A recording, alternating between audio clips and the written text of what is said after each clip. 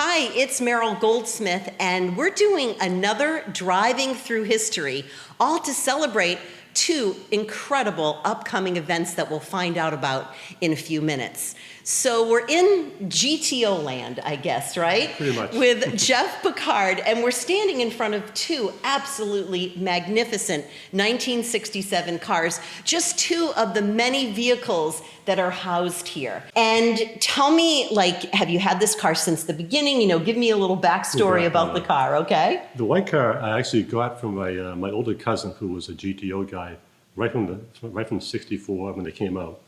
And this was the last one that he had. And he never drove it because he was just, done with working on it. So I approached him one day and I said, Jim, would you consider selling your car? He said, tell you what, you put a new front door in my house and a new kitchen window, and I'll give you the car. Actually, both these cars, oddly enough, were both built in Framingham, Massachusetts, which was a big General Motors plant down there. I didn't know that. Yeah. Wow, okay. I believe it closed sometime in the early 80s because of union type stuff. And so both cars were, that's where they came from. The white car was sold out of Boston Pontiac, and it never left the area. Has this particular car been in the car show over the years, or? It's been in... or other car shows or whatever? It's been in the Amesbury Car Show ever since we've had it.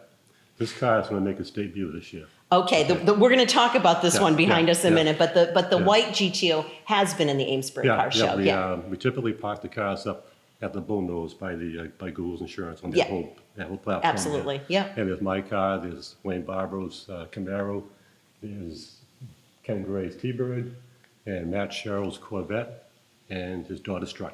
Is this an automatic, a standard? What is the engine like? Like, for the car enthusiast, can you just give us a little information about the white GTO? Yeah, this one is it's called a high output car, and doesn't have the original motor in it, but it's 1 year off. It's a 1968 motor. The HO was high output, okay, and which made that car a little bit on the rear side. Also, it also has a his and her shifter in it, meaning that... What does that mean, a his and her shifter? Okay, it's a floor shifter that has, a reverse neutral drive that you can shift into. But there's a little lever you can push on the console, and it will pull that shifter over into another section where if you were racing somebody, you could go through the first, second, third without hitting reverse by accident. Oh, so that sounds like a good plan. Yeah, so you could just hit that shifter just as quick as you want to shift and not have to, because there's no clutch involved. So that came out in 1967. And just for a note here, that actually outsold the 4-speeds for that year. Really? Which was really a feat. Wow. Yeah. So both these cars have that same transmission in it. They do. Yeah. So we're going to move over and talk about this beautiful car that's behind me next. It seems like every car in here has quite a backstory. This is another 67 Pontiac GTO. Yes, it is. It's beautiful, but it has a really fun backstory. Jeff, can you tell me about it? Yeah. At the time, I wasn't looking for another car. And it happened that my best friend was at a car show in Saratoga, New York on a weekend. And he was parked there with his 70 GTO. And it was getting towards the end of the car show. And he was sitting there with his wife, and this woman pulls up in the minivan, and she gets her mother out and puts her in one of those elderly type walkers that they use, and comes over to where my friend Paul was sitting, and asked him, "Would you mind watching my mother while I go park the minivan?" And he said, "Yeah, sure, no problem at all." So she goes and parks the car and comes back, and in the meantime, the mother, who was a very tall woman, still at her age of 92. 92. 92 years old. Wow. She's sitting there, and she looks at his car. She goes, "Hey, Sonny, I have a car like that." Just out of the blue. Just out of the blue, yeah. Okay. And Paul was this kind of guy. He's my best friend, but he can be anywhere. He could be on top of Mount Washington, and there'll be a hiker that has a GTO for sale. So anyway, she says to him, "I have a GTO." And he said, "Really?" And she said, "Yeah, I enjoy it very much. I bought it in 1967 in Long Island, New York, and we took it to Texas when we moved there in '69. And when we came back to New York in 1970, I think it was, we brought the car back with us, and I've had it ever since. And she says I stopped driving it when I was about 80 years old. So she really loved the car. Apparently. Yeah, talk about the little old lady from New York, right? Yeah, but driving a really hot car. It was, right. Oh, In my fact, goodness. when she picked up the car at the dealership, her daughter was only 10 years old, and she was sitting in the passenger seat, and they pulled out of the dealership, and they pulled up to a red light, and the mother looked over at a car inside of her at the stoplight, and she said, the daughter thought it was maybe a Camaro or a Firebird or something like that. So she looks at the daughter and says, "Debbie, put your seatbelt on." No. God's truth. Oh.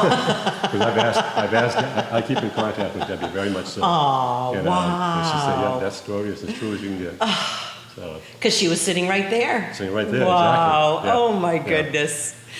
So this, what a great story. And you said that this car is actually going to be at the car show this year. It'll be making its debut at the car show this year. That's Yeah. wonderful. I took the car apart. I got it in 2009, I'm sorry. 2009. Yeah, and I took it all apart. Every nut and bolt came out of it in 2011. So 7.5 years later, well, almost 8 years now, I got it done. And I got it done just in time to go into the Boston Car Show. And then the car went to, in the springtime, it went to the first show at Skips. I was only going to bring it there once in the summer. So that it was there, and there was about 350 cars, and it got best of show.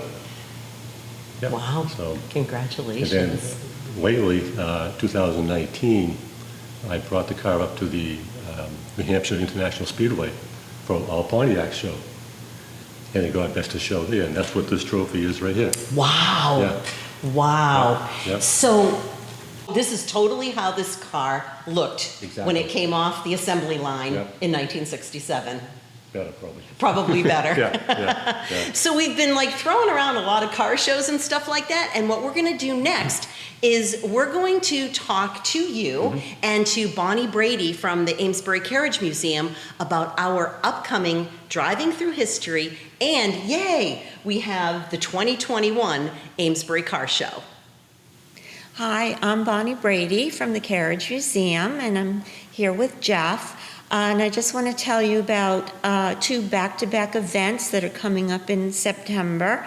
The first one is an evening reception for the Carriage Museum to celebrate vintage cars. It's called Driving Through History, and it is on Friday, September 24th. We're going to have a live auction to raise money for the museum's educational programs. We'll have food and drink and music by John Tavano, and it's going to be a great time. And the whole purpose really is as a reception the night before the car show. So would you like to tell us about the car show? And I know you'll be participating in a big way, Jeff. Yes, I will be. The car show is Saturday on the 25th, and I get there at around 5:30, 5:45, and a few other folks do also. That's in the morning, In the right? morning, correct. Yep. Yeah, there's While a- I'm still sleeping. There's a lot to set up, and roadblocks, and the DPW is there, putting barricades up. It's all the whole process of what it takes to put a car show on, and usually the cars will start coming in around even 7:30, 8 o'clock. Even though we have a time of I think 9 o'clock to come in, and so they do, and the cars are just. They love it. They love coming to our car show. Yeah. They really do. The way all the parking is all set up, we kind of fill the downtown area first, and then we work our way up Friend Street, and then we disperse off into the parking lot next to the town hall, the parking lot behind the Barking Dog, and Right. then it goes up to the Morning Buzz, and then there's parking on Main Street going up towards the auction house. So I think the last one we had was 2019. I think we had like 225 cars, and Wow. it was supposed to rain that day, but they came, and I remember that, Oh, and yeah. that was 2 years ago. yeah, it rained. It rained pretty hard right after the car show was done. Exactly. In fact, my car and Ken Gray's car were out in the rain, and he had his top down at the time. Oh, no. So I threw a top over it.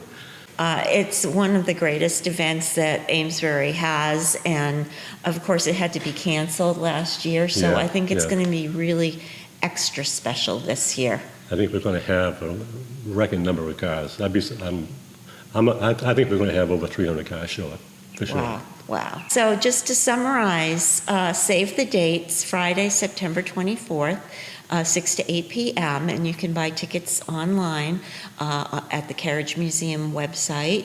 And then absolutely the next day is the car show. And what time do spectators start?